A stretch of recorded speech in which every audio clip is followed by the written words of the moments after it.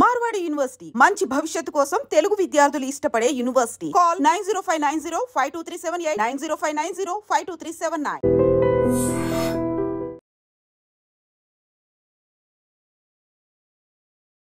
Hello guys, welcome back to iDream media. ఈరోజు మనతో ఉన్నారు ఫ్యామిలీ కౌన్సిలర్, మోటివేషనల్ స్పీకర్, అలాగే పబ్లిక్ స్పీకర్ అయిన రజనీ రమ్మ గారు. ఇక ఇప్పుడు సొసైటీలో ఈ ఫేక్ డాక్టరేట్స్ కానీ ఫేక్ డైటీషియన్స్ కానీ ఎక్కువైపోతుందని చెప్పడంలో ఎటువంటి డౌట్ లేదు. అయితే ముఖ్యంగా ప్రెగ్నెంట్ ఉమెన్ కానీ, లేకపోతే కాస్త ఒబెసిటీ ఉన్న ఉమెన్ కానీ, హెల్త్ బాగాలేని పర్సన్స్ ఇలాంటి డైటీషియన్స్ దగ్గరికి వెళ్ళి ప్రమాదంలోకి గురవుతున్నారనే విషయాలు చాలామంది ఆడియన్స్ మనకి కామెంట్ సెక్షన్లో మెన్షన్ చేస్తున్నారు అనమాట. మనకి మెయిల్స్ కూడా వస్తున్నాయి. అయితే ఈ టాపిక్ మీద ఒక క్లారిటీ తీసుకుందాము, ఒక అవేర్నెస్ పాయింట్స్ ఏంటో తెలుసుకుందాము. సో ఈ ఎపిసోడ్ చివరి వరకు చూడండి. Hi ma'am. హాయ్. అసలు ఈ డైటీషియన్స్ అనేది ఈ కాన్సెప్ట్ వినడం కంటే ముందు నేనే చెప్తున్నా, చిన్నప్పుడు ఎప్పుడు నేను వినలా డైటీషియన్స్ గురించి. ఉన్నారో లేదో నేను తెలియదు, మిమ్మల్ని అడుగుతున్నాను. అసలు ఒకప్పుడు డైటీషియన్స్ అనే వాళ్ళు ఉండేవాళ్ళ, జనరల్ ఫిజిషియన్స్ కాకుండా? అండ్ అప్పట్లో డైట్ అనేది ఎలా ఫాలో అయ్యేవాళ్ళు, ముఖ్యంగా ఉమెన్ కానీ? సేమ్ పాయింట్, ఒక మా అమ్మని ఎలాగ అడుగుతాను, మిమ్మల్ని అలాగే అడుగుతున్నాను నేను. అసలు ఒక ప్రెగ్నెంట్ ఉమెన్గా ఉన్నప్పుడు కానీ, లేకపోతే ఇంపార్టెంట్ సిచ్యువేషన్స్లో రెగ్యులర్గా కానీ ఒక డైటీషియన్ అనే వాళ్ళ ఇంపార్టెన్స్ ఎంతవరకు ఉంది, ఏమేమి తెలుసుకోవాలి, మీరు చెప్పండి. అంటే ఒకప్పుడు డైటీషియన్స్ ఏమీ లేరు, స్పెషల్ కండిషన్స్లో ఉండేవారు. ఎట్లా అంటే ఒక పెద్ద పెద్ద సర్జరీలు జరుగుతాయి. పెద్ద పెద్ద సర్జరీలు జరిగినప్పుడు వాళ్ళ మూమెంట్స్ అనేవి తగ్గిపోతాయి. వాళ్ళు లైట్ ఫుడ్ ఎలా తీసుకోవాలి, ఎంత తీసుకోవాలి, ఎప్పుడు తీసుకోవాలి, ఎన్నిసార్లు తీసుకోవాలి అనేది ఉండేది. అది అందుకని హాస్పిటల్స్లో అపాయింట్ చేసుకుని ఒకటి అరా ఉండేవారు, చాలా తక్కువ. లేదు అంటే కన్సర్న్ డాక్టర్ గారే చెప్పేవారు, అమ్మ మీరు ఇలా తినాలి, ఇంత తినాలి, ఇవే తినాలి, ఈ టైమింగ్స్లో తినాలి, తిన్న తర్వాత మీరు వాక్ చేయాలి, అలా చెప్తూ ఉండేవారు. కూర్చోవాలి కాసేపు, ఇలా జాగ్రత్తలు చెప్పి డైట్ చెప్పేవారు. అంతవరకే నాకు తెలిసి ఒక 25 years క్రితం కూడా హార్ట్ సర్జరీలు అయినప్పుడు కూడా అప్పుడప్పుడే నాకు తెలిసి డైటీషియన్స్ ఉంటున్నారు హాస్పిటల్స్లో అనేది, వాళ్ళు డైట్ చార్ట్ ఇచ్చేవారు. అంతకు ముందు కూడా నాకు తెలిసి ఎప్పుడు నేను ఎక్స్పీరియన్స్ చేయలేదు. ఎప్పుడైనా ప్రెగ్నెంట్ లేడీస్ అన్నారు, ప్రెగ్నెంట్ లేడీస్కి ఇంట్లో అమ్మమ్మలే జాగ్రత్తలు చెప్పేవారు. ఇంకొకటి ఏంటంటే ఇప్పుడు ఎందుకు ఇంతమంది పుట్టుకొచ్చారు అని అంటే 2 కారణాలు. ఒకటేమో ఎంప్లాయ్మెంట్ కావాలి, చదువులు అనేవి ఒకటే చదువు గొర్రెల మందలాగా అందరూ చదివేస్తే అందరికీ అవే ఉద్యోగాలు వచ్చేసేవు. మరి అందరూ అదే చదివితే మరి మిగతా డాక్టర్లు కావాలి, యాక్టర్లు కావాలి, లాయర్లు కావాలి, సీఏలు కావాలి, ఓల్డ్ డిపార్ట్మెంట్లు నడవాలి కాబట్టి ఎంప్లాయ్మెంట్ కావాలి, రకరకాల చదువులు చదువుతున్నారు. ఇది కూడా వన్ ఆఫ్ ద సబ్జెక్ట్స్. ఈ న్యూట్రిషనిస్ట్ అనేది కొత్తగా వచ్చింది ఆ తర్వాత రోజు. ఒక 25-30 ఏళ్ల నుంచి, 30 కూడా కాదు, ఒక 25 సంవత్సరాలు అక్కడి నుంచి కొత్తగా కనిపెట్టింది అనమాట ఇది. ఇలాగ మనుషులు ఈ మెకానికల్గా తయారవుతున్నారు కదా ఈ మధ్యకాలంలో. ఒక 25 సంవత్సరాల నుంచి ఏ పని పాటలు లేకుండా, సౌకర్యాలు పెరిగిపోయి, డబ్బులు ఎక్కువైపోయి, లగ్జరీలు ఎక్కువైపోయి, ఉన్న చోట నుంచి కదలకుండా రోగాలు మాత్రం బోలెడు వచ్చేస్తున్నాయి. వచ్చేసినప్పుడు వీళ్ళకి డాక్టర్ సజెషన్ ఇస్తే కుదరదు అని చెప్పి ఈ కోర్సులు చదువుకొని వీళ్ళు కూడా ఒక డాక్టర్స్ లాగా హాస్పిటల్స్లో అపాయింట్ అయ్యేవారు అప్పట్లో. ఇప్పుడు ఏంటి, ఎక్కడ పడితే అక్కడ క్లినిక్స్ వచ్చేస్తున్నాయి. ఒక డైటీషియన్ అని, అదని ఇదని, ఎవ్రీ హాస్పిటల్స్లో అయితే ఎవ్రీ వింగ్కి ఉంటున్నారు. సో ఇప్పుడు విడిగా కూడా క్లినిక్స్ వస్తున్నాయి. వీళ్ళేంటి, ఇప్పుడు ఫిగర్ ఎక్కువైపోయింది. తర్వాత ఈ రోజుల్లో సినీ ఫీల్డ్ని కూడా తీసుకుంటే వాళ్ళకి ఖచ్చితంగా కావాలి కాబట్టి అలా మొదలైందని కూడా అనుకోవచ్చు. ఇది ఎక్కడ పుట్టింది, ఎప్పుడు పెరిగింది అనేది మనం ఖచ్చితంగా దాఖలాలు మనకేం తెలియదు. కాకపోతే మార్పు అనేది దాదాపు ఒక 25 సంవత్సరాల నుంచి. అంత క్రితం సినిమాలు తీసుకుంటే మరి యాక్టర్స్ అందరూ లావుగానే ఉండేవారు, హీరోలు కానీ హీరోయిన్స్ కానీ. ఎవరు కూడా మెరుపు తీగల్లాగా ఎవరు లేరు. ఉన్న వాళ్ళు బై బర్త్ తీరు అలా ఉన్న యాక్టర్స్ ఉన్నారు అంటే పాతకాలంలో. ఇప్పుడు అందరూ సన్నగానే ఉంటున్నారుగా, అమ్మ వయసుల వాళ్ళు సన్నగానే ఉంటున్నారు, అమ్మమ్మ వయసుల వాళ్ళు సన్నగానే ఉంటున్నారు, హీరోయిన్లు సన్నగానే ఉంటున్నారు. ఏంటంటే వీళ్ళు మొత్తం అందరూ కూడా ఫిగర్ పెట్టుకొని వాళ్ళు డైట్ జాగ్రత్తగా తీసుకుని జిమ్ములు చేసి ఎక్సర్సైజులు చేసి కాపాడుకుంటున్నారు ఫిగర్స్ని. అయితే దీనికోసం అని చెప్పి ఈ కోర్సు బాగా చదవడము, క్లినిక్లు పెట్టుకోవడము, ఈచ్ ఎవ్రీ ఆర్టిస్టు ఒక డైటీషియన్ అపాయింట్ చేసుకోవటము, జస్ట్ ఫర్ ఎంప్లాయ్మెంట్ అనుకోండి, వాళ్ళకు కూడా ఒక ఎంప్లాయ్మెంట్ ఉంటుంది. సరే, ఈ మార్పుల కోసం ఇలా జరిగింది. అయితే డబ్బులు ఉన్న వాళ్ళకి మెయిన్గా ఇది. మిగతా వాళ్ళందరూ ఏమైపోవాలి, ఇప్పుడు నార్మల్గా స్టూడెంట్స్ ఉంటారు, తల్లులు ఉంటారు, ప్రెగ్నెంట్ లేడీస్ ఉంటారు, అనారోగ్యంతో ఇంట్లో ఉన్న పెద్దవాళ్ళు ఉంటారు. వీళ్ళకి కూడా అవసరమే పడుతుంది కాబట్టి అలా సలహాలు తీసుకొని డైట్ కాపాడుకోవటంలో తప్పు లేదు. దీనికంటే ముందు వెనక్కి వెళ్తే అప్పుడు ఏమీ లేవు. అప్పుడు ఎలా ఏంటంటే ఒళ్ళొంచి అందరు పనులు చేసుకునేవారు, ఎవరి పనులు వాళ్ళు చేసుకునేవారు. చేసుకోవటం వల్ల అనారోగ్యాలు ఏమి వచ్చేవి కాదు. బాడీలు బొద్దుగా ఉన్నా అనారోగ్యం అయితే ఉండేది కాదు. శుభ్రంగా తినేవాళ్ళు, అన్ని పనులు వాళ్ళే చేసుకునేవాళ్ళు. బయటికి వెళ్ళిన స్కూళ్ళు, చదువులు, కాలేజీలు అందరికీ ఉన్నాయి కానీ ఎవరి పనులు వాళ్ళు చేసుకుంటూ ఆరోగ్యాన్ని జాగ్రత్త పెట్టుకునేవారు. ఇంట్లో నార్మల్గా తింటూ. ఇంకా ప్రెగ్నెంట్ లేడీస్ అంటే తల్లులు సలహా ఇస్తూ వాళ్ళకి నార్మల్ డైట్ ఇస్తూ వాళ్ళని కూడా అన్ని పనులు, డెలివరీ ఇంకో అరగంటలో పెయిన్స్ వస్తాయి అనగా కూడా వీళ్ళతో అన్ని పనులు చేయించేవారు. ఒకవేళ పుట్టింటికి ఎవరు వెళ్ళలేదు డెలివరీకి, వాళ్ళ ఇంట్లో వాళ్ళే ఉన్నారంటే కూడా హాస్పిటల్లో అడ్మిట్ అయ్యే ముందు క్షణం వరకు ఏం పనులు ఉన్నాయి అన్ని పనులు చేసుకున్నారు. బట్టలు ఉతుక్కున్నారు, గిన్నెలు తోముకున్నారు, ఇల్లు ఉడుచుకున్నారు, తోముకున్నారు, కడుక్కున్నారు. ఇంకో పిల్ల పాప ఉంటే వాళ్ళని చూసుకున్నారు. టైంకి భర్తకు అన్నీ వండి పెట్టేవారు. అన్నీ నార్మల్గా జరిగాయి. పెయిన్స్ వచ్చినాయంటే అప్పుడు హాస్పిటల్కి తీసుకెళ్ళేవారు. అంటే ఇప్పుడున్న డైటీషియన్స్లో కూడా ఏమైపోయింది అంటే అంటే ఒక ప్రాపర్ సర్టిఫైడ్ డైటీషియన్ని ఎవరు తప్పు అనడం లేదు. బట్ కొంతమంది మాత్రం అంటే సమాజంలో గౌరవం కోసమో తెలియదు, అంటే రాంగ్ ప్రూఫ్స్ క్రియేట్ చేయడం ఎంతవరకు కరెక్ట్ అంటారు? ఒక గవర్నమెంట్ సర్టిఫికేషన్ లేని ఒక యూనివర్సిటీయో ఏదో ఒక డాక్టరేట్ని ఇస్తారు. అంటే ఎగ్జాంపుల్ చెప్తాను మీకు. ఇప్పుడు మెగాస్టార్ చిరంజీవి గారికి డాక్టరేట్ ఉంది, అలా అని చెప్పేసి ఆయన డాక్టర్ చిరంజీవి గారు అని పిలవడానికి ఆయన డాక్టర్ అనడానికి తేడా ఉంటుంది.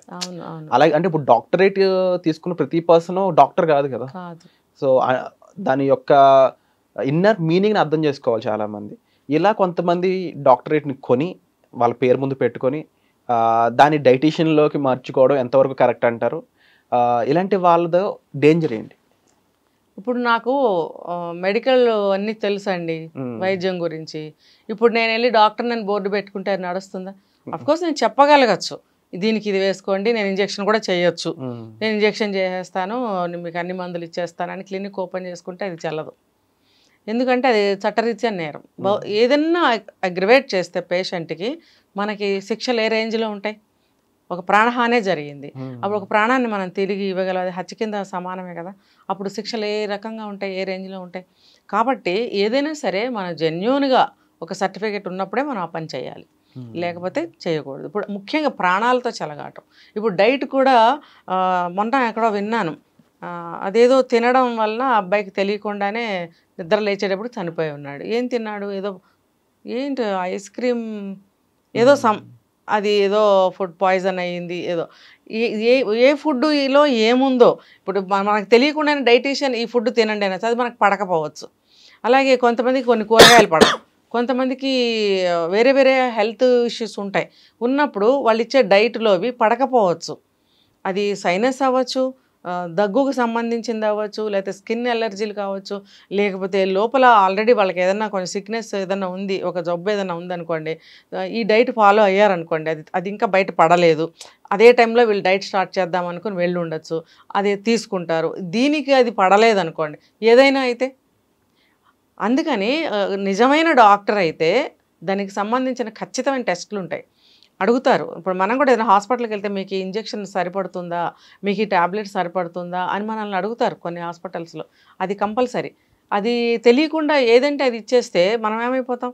అంటే ఒక ఫుడ్ ఎలా తీసుకుంటే ఇలా జరుగుతుందని తెలిసే అవేర్నెస్ వేరు, ఒక పర్సన్కి ఈ ఫుడ్ ఇవ్వడం కరెక్టా కాదు తెలుసుకునే ఆ నాలెడ్జ్ వేరు. నాలెడ్జ్ వేరు ఖచ్చితంగా. ఇంకొకటి ఏంటంటే ఈవిడకి ఈ కంప్లైంట్ ఉంది కాబట్టి మనం ఇది ప్రిస్క్రైబ్ చేయకూడదు, దానికి ఆల్టర్నేట్ ఏదైనా చూస్తారు వాళ్ళు. అదనమాట డాక్టరేట్కి ఉన్నటువంటి. ఎందుకంటే రీసెంట్గా ఇలాగే ఒక స్పెసిఫిక్ డాక్టర్ అని చెప్పుకుంటున్న ఒక లేడీకి వాళ్ళ దగ్గర జాయిన్ అయిన ఒక క్లయింట్ చాలా అస్వస్థతకు గురవడం ఆవిడిచ్చిన ఫుడ్ ద్వారా, కంప్లైంట్ రైజ్ చేయడం ద్వారా ఒక సెన్సేషనల్ న్యూస్ క్రియేట్ అయింది అనమాట. ఇలా ఒక్కరు కాదు, వీళ్ళ నెంబర్ ఒక 10ల సంఖ్యలో ఉంది అని చెప్పొచ్చు. అంటే ఇలాగ ఫేక్ డాక్టరేట్స్ని మనం రీచ్ అవుట్ అవ్వడం, దానివల్ల మనం ఇబ్బంది పడడం కాకుండా అసలు మనం జడ్జ్ చేయగలమా వీళ్ళు కరెక్ట్ డైటీషియనే కాదు అని మనం ఎలా జడ్జ్ చేయగలం అంటారు? మనం ఎలా తెలుసుకోవచ్చు అట్లీస్ట్?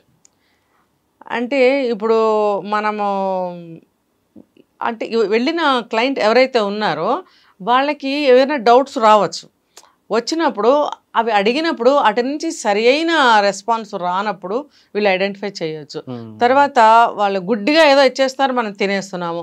ఇది ఎందుకండి, దీన్ని ఇప్పుడు మనకు గ్రాసరీస్ ఉన్నాయి, ఇన్ని తెప్పించేశారు, మనకు అవి యూజ్ లేదు, ఏదో 1-2 వాడమంటున్నారు, ఇది ఎందుకండి అని అడగగలగాలి. వాళ్ళు ఏంటంటే ఒక సమాధానం చెప్పగలగాలి. చెప్పలేనప్పుడు అసలు అంత ప్రయత్నం అంత ధైర్యం ఎవరు చేయలేదు, చేయరండి గొర్రెలు. మీరు ఆ ప్రశ్న అడిగితే నేను కొంచెం తడబట్టడానికి కారణం అదే. ఎవరు ధైర్యం చేసి ఎవరిని అడగగలుగుతున్నారు? ఇంట్లో సిబ్లింగ్స్ కానీ ఇంట్లో ఫ్యామిలీ మెంబర్స్ ఉంటే గేమని మీద పడి గొడవాడతాం, మనం కట్టలు డబ్బులు అక్కడ ఇస్తున్నాము, నోరు మీద అడగలేమే. ఎందుకంత భయం? అది మన రైట్.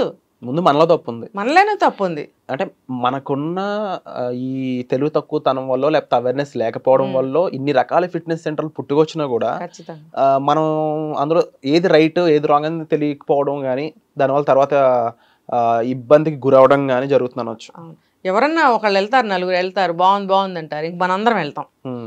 కానీ కొంతమంది వెళ్ళి కూడా తెలుసుకుని వస్తారులేండి బయటికి. అంత గుడ్డిగా అందరూ ఏమీ లేరు, కాకపోతే అడగలేరు, అడగగలగాలి. అంటే వాళ్ళ లాంగ్వేజ్ లో, అంటే డైటీషియన్ లాంగ్వేజ్ లో చెప్పాలన్నా కూడా ఇప్పుడు కార్బ్స్ తింటే ఇలా జరుగుతుంది, ప్రోటీన్ తింటే ఇలా జరుగుతుంది అని బేసిక్ నాలెడ్జ్ అనేది మనకు కూడా ఉండడం అనేది ఇంపార్టెంట్ అని ఉండాలి కదా. ఇప్పుడు కొంతమందికి అస్సలు ఉండదండి. ఇప్పుడు ఇంత బ్రహ్మాండంగా చదువుకుంటారు, పెద్ద పెద్ద ర్యాంక్స్లో జాబ్ చేస్తుంటారు, కానీ మీరు అడిగిన ఇది నాలెడ్జ్ వాళ్ళకు ఉండదు. ఇప్పుడు మినిమం కదా అది. ఇప్పుడు ఈ రోజుకి కూడా ఇంత అన్నం పెట్టుకుని తినేసేవాళ్ళు ఉన్నారు. ఇప్పుడు ఇంత లావ్ అయిపోతూ ఉంటారు, బ్రహ్మాండం మంచి జాబ్ చేస్తూ ఉంటారు, మంచి డబ్బులు స్టేటస్ అన్నీ బాగుంటాయి, కానీ ఈ అలవాట్లు వాళ్ళు మానుకోలేరు. రెండోది ఏంటంటే దాని గురించి లాభ నష్టాలు తెలియకపోవడం. అది షుగర్ కంప్లైంట్స్ ఉన్న వాళ్ళు కూడా శుభ్రంగా బాగా తినేసేవాళ్ళు కూడా ఉన్నారు. ఏంటంటే మేము 2 కారణాలు, ఒకటి తెలియకపోవడం, ఒకటేమో ఉండలేం. సో దీనికి ఓవరాల్గా కన్క్లూజన్ కానీ సొల్యూషన్ కానీ ఏమనొచ్చు? మన సైడ్ నుంచి ముందు మనకి ఆ నాలెడ్జ్ కానీ లేకపోతే ఆ క్వశ్చనింగ్ కానీ మనం జాగ్రత్తగా చూసుకొని మేనేజ్ చేసుకుని ముందుకు వెళ్ళడం అనేది ఇంపార్టెంట్ అనొచ్చు. ఇప్పుడు ఏ డాక్టర్ని అయితే మనం కన్సల్ట్ చేస్తామో, షుగర్ ఉందండి మనకి, లేకపోతే ఏదైనా హార్ట్ కంప్లైంట్ ఉంది, లేకపోతే లోపల ఇంటర్నల్ ఏదైనా ఎనీ కంప్లైంట్ ఉన్నప్పుడు మనం కన్సల్ట్ డాక్టర్ దగ్గరికి వెళ్తాం. వెళ్ళినప్పుడు ఆయన చెప్తారు మనకి. చెప్పినప్పుడు మీకు ఏమైనా డౌట్స్ ఉంటే మళ్ళీ ఇంకో 4 కాదు 10 కాదు మీరు కన్సల్టేషన్ చెల్లిస్తున్నారు కాబట్టి ఆయన్ని అడగండి, మీకు టైం ఉంటుంది అక్కడ. 2 నిమిషాల్లో బయటికి తోసేసేలాగా వాళ్ళు ప్రయత్నిస్తారు కదా. వీళ్ళేమో వెళ్ళంగానే కొంచెం ధైర్యం చాలదు డాక్టర్ల దగ్గరికి మాట్లాడడానికి, దాంతో 2 నిమిషాలు గడిచిపోతుంది. ఇంకో 2 నిమిషాలు ఏదో కంప్లైంట్ చెప్పేస్తారు, రాసేస్తారు. డాక్టర్లు కూడా తల ఉంచుకొని కూర్చోవడం, వీళ్ళు భయపడి బయటకు వచ్చాడు. కాదు, మీరు 800 1000 రూపాయలు ఎంతో కన్సల్టేషన్ చెల్లించినప్పుడు ఆ కొంత టైం మీద మీ రైట్ ఉంటుంది. ఆ టైంని కనీసం ఒక 5 to 10 minutes అన్న అవైల్ చేసుకోండి. ఇంకా వీలైతే ఇంకా ఎక్కువ టైం కూడా మీరు తీసుకోవచ్చు. మీ బాధని మీరు చెప్పుకోవాలి, మీ కంప్లైంట్ని మీరు చెప్పుకోవాలి, దానికి రెమెడీస్ తీసుకోవాలి, ఇంకేమైనా డౌట్లు ఉంటే తీర్చుకోవడానికి కొంత సమయం పడుతుంది. అలా గంటలు తీసుకోవద్దు. ఒక 5 to 10 minutes కనుక మీరు తీసుకున్నట్టయితే అన్నీ ఆయన మీకు రెక్టిఫై చేస్తారు. మీరు ఏం తినచ్చు, ఎంత తినచ్చు, ఎలా తినచ్చు, ఎన్నిసార్లు తినచ్చు, మీరు అన్నీ అడగచ్చు. ఆయన్ని మించిన డైటీషియన్ ఇంకెవరు ఉంటారండి? ఏదో ఎంప్లాయ్మెంట్ కోసం డైటీషియన్స్ని అపాయింట్ చేసుకుంటున్నారు, కానీ డాక్టర్స్కి అన్నీ తెలుసు. వాళ్ళు చెప్తే చాలు, ఇంకా అదే మనం మెయింటైన్ చేసుకోవచ్చు ఇంటికి వచ్చి. వీళ్ళన్నీ అనవసరం. ముఖ్యంగా ఇదొక టైప్ అయిపోతే దీన్ని ప్రమోట్ చేసి ఇన్ఫ్లుయెన్సర్స్ అనేవాళ్ళు ఇంకొక ఎత్తు అన్నమాట. అయితే ఇన్ఫ్లుయెన్సర్స్ కూడా జాగ్రత్త తీసుకోవాలంటారా? రాంగ్ డైటీషియన్స్ని కానీ ఫేక్ డాక్టర్స్ని కానీ ప్రమోట్ చేసే ముందు అసలు ఇది ఒరిజినలా కాదా, వీళ్ళు ఎంతవరకు ప్రాపర్ సర్వీస్ ఇచ్చున్నారు, సక్సెస్ రేట్ ఎంత, ఇవన్నీ ఇన్ఫ్లుయెన్సర్స్ కూడా తెలుసుకోవాల్సిన అవసరం ఉందా? 100% తెలుసుకోవాలి. ఒక చోట ఒకళ్ళు ఇచ్చిన స్టేట్మెంట్ చెప్తాను. మాకేం సంబంధం, మమ్మల్ని అడ్వర్టైజ్ చేయమన్నారు, చేసాం వచ్చాం. పాటించే వాళ్ళది తప్పు, పాటించమన్న వాళ్ళది తప్పు. నేను జస్ట్ ఊరికే ప్రమోట్ చేశాను అంతే. కానీ అక్కడే ఉంది క్లిక్ అంతా అనేది వాళ్ళు ఎప్పుడు తెలుసుకుంటారు? ఇప్పుడు చేయమన్న వాళ్ళు వీళ్ళు, చేస్తున్న వాళ్ళు వీరు, వాళ్ళు చూసుకుంటారు. మరి మధ్యలో నువ్వెందుకు ప్రమోట్ చేసావంటే రండి అనే కదా అర్థము. ఇంకా రండి, నేను కూడా తిన్నాను, నేను కూడా తాగాను, నా స్కిన్ చూడండి, నా హెయిర్ చూడండి, నా గోల్డ్ చూడండి అంటారు కదా. మరి అవన్నీ పెట్టుడే ఉంటాయి వాళ్ళకి, ఆర్టిస్టులు వాళ్ళకి ఉన్నప్పుడు. ఈ మన గొర్రెలకు కూడా తెలియాలి, ఇవన్నీ కూడా వాళ్ళకి పెట్టుడువే ఉంటాయి, మేకప్లే ఉంటాయి వీళ్ళకి. ఇప్పుడు అందరికీ అన్ని నాలెడ్జెస్ ఉన్నప్పుడు ఇది ఎందుకు ఉండదు? ఈ జనానికి కూడా తెలివి ఉండాలి.